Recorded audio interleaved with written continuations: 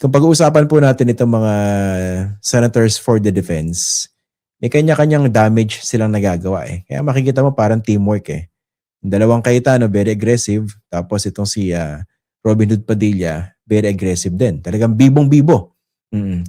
Ang pagkakaiba lang nila kasi ganito, no? Si Robin Hood Padilla, easily detectable yung kabobohan ng kanyang pinagsasabi. Pasensya na po, no? Hindi ko sinasabing siya yung bobo. Ang sinasabi ko, kabobohan yung iba niyang sinasabi o ginagawa sa impeachment court. So, easily detected. Okay? Pero ang danger pa rin nun ay merong huge following itong si Idol eh. So, and he's very relatable. Actually, pag ganitong kino-call out natin yung mga baling ginagawa niya, actually, yung mga supporters niya, I suppose, ay na-offend. Nagagalit sa mga tulad ko. Pero ang sa akin, yun ang nakikita natin eh. At yun po yung totoo.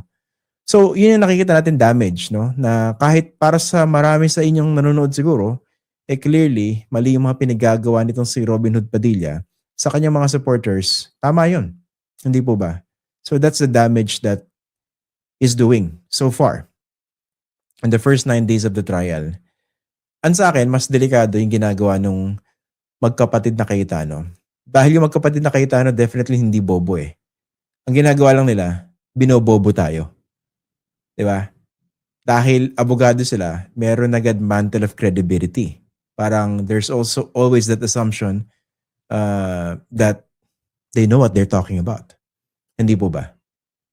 Eh paano kung hindi na si Chel Jokno yung kausap nila next time? Paano kung hindi sila mailagay sa lugar the next time that they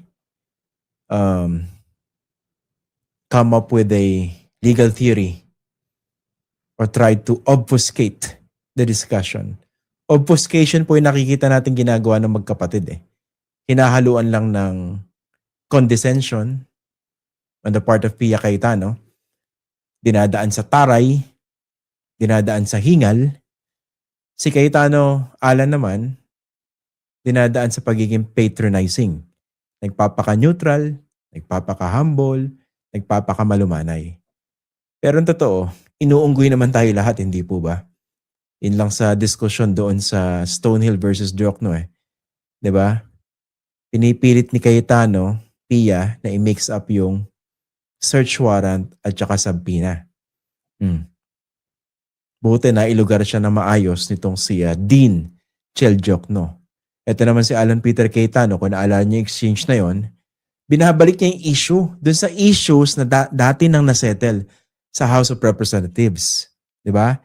Kine-question niya kung tama ba yung mga nakalakip na dokumento, kine-question niya yung impeachment cases filed against the Vice President sa House of Representatives. Na hindi na nga dapat pinag-uusapan yun sa level ng Senado. Kaya ano yung sabi sa kanya ni Chel Jokno? Appellate ba ito? Pwede bang i-appella yung naging desisyon ng House dito sa Senado? Eh, trial na to eh. This is the impeachment trial court. Oh. So dun mo makikita yung intellectual dishonesty eh. Ito mga Cayetano. Definitely hindi sila bobo. Pero ang problema, binobobo nila tayo. At ang problema, pag walang naglalagay sa lugar sa mga yan, pwede silang paniwalaan eh. 'Di ba? Gagamitin yung mga i-splice yung mga sinasabi nila, tapos gagawing reels, vertical videos, tapos mumukhang, nga no, tama sila no? Ganyan-ganyan. So again, a big part of this is communication eh. And one thing that is, of course, severely lacking dito sa nakita natin during the first 9 trial days dito sa impeachment proceedings sa Senado. Talagang kulang na kulang eh sa pagko-call out dito sa mga Duterte Senator Judges. Di ba?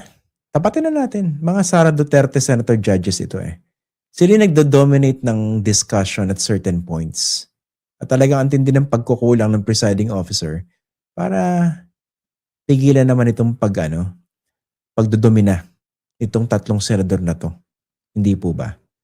Siguro factor din talaga dahil kulang na kulang yung mga abogado rito.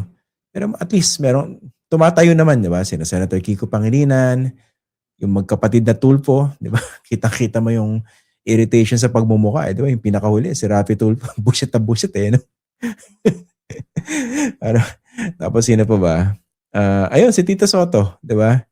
Ito, yung mga DDS banat ng banat kay Tito Soto, ano? Pero i-research ko kasi yung background ni Tito Soto. Siya yung pinaka-veterano ngayon dyan sa Senado. At pagdating sa rules ng Senado, hindi niya mapapaikot yan. Oh. Naalala niyo nitong huli, yung day 9. Nakalimutan ni Jesus Codero na i-dispense yung witness. Nagtatakil na siya ng administrative matters. Nandun pa sa sa witness box itong si Melvin Matibag. Tumayo yung Tito Soto, sinabi, i-dispense muna natin yung witness. Oh, sino makakaalala nun? 'Di ba? Doon po papasok yung sinabi ni Tito Soto a few days ago.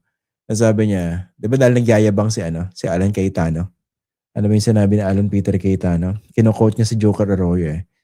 It's hard to argue a legal concept ba o a legal issue with a non-lawyer. Yabang no? Kala mo naman nag-practice ng law talaga itong si Alan Peter Cayetano, no? I may be wrong, no? Pakilabas na lang po inyong credentials dahil lagi niyong ginagamit eh. Napeke itong si Tito Soto, sinabi, I don't have 4 years of law, but I have 29 years of lawmaking. Yun, yung 29 years of lawmaking. Naaalala niya agad, teka, hindi pa dinidispense yung witness. Pinag-uusapan na yung administrative matters. Oh, di ba? At saka kitang-kita niyo naman yung tentativeness ni Alan Peter Cayetano, di ba, nung nung panandali ang naging Senate President yan. Nangangapa sila doon sa Senate rules. Oh, yung Tito Soto tatawa-tawa no? Tingnan natin kung saan makakarating ito. So, kahit napakayabang, napaka-patronizing nito mga katulad ng magkapatid na Cayetano, talagang lalabas pa rin yung mga butas sa kanilang mga ginagawa. Ang sa akin lang po, dapat mas mapanuri tayo. Kasi mahirap mabola nitong mga ganitong politiko Tsaka huwag niyo i-assume na matalino at tama lahat yung sinasabi nila. Diba? We have to be very, very critical. At hindi lang dito sa mga ganitong senador, diba? Pati rin din po sa ibang mga senator judges. Ayan. Ngayon nga lang, when you talk about someone like Senator Robin Hood Padilla, walang para bang, I mean, buong mundo alam na kabubuhan yung tanong mo o yung sinabi mo na dapat hindi one-sided yung prosecution. Siya na lang yata hindi nakakaalam na mali yung sinabi niya O baka naman alam niyang mali, pero talagang kailangan panindigan. Anong tawag doon? Ego. Yabang. Baka gumagana rin yung kanyang pagiging action star. Hindi ba? Tsaka Diyos ko naman, yung approach niya rin sa kanyang cross-examination kay Jinky Luistro. Sangganong yung dating Parang mananapak Diba? Parang mananapak ng babae. Yung yung kanyang asta. Eto, may mga nagko-comment dito sinasabi bobo si Robin Padilla. Kung napansin niyo po, never kong tinawag na bobo si Robin Padilla. Ang sinasabi ko, kabobohan yung ilang mga ginagawa niya. Diba? We condemn the act, not the person who did it. Tsaka Diyos ko, unfair naman sa mga tunay na bobo. Kasi iba mga bobo, hindi naman nagiging senador Tahimik lang and not causing too much damage. Boom!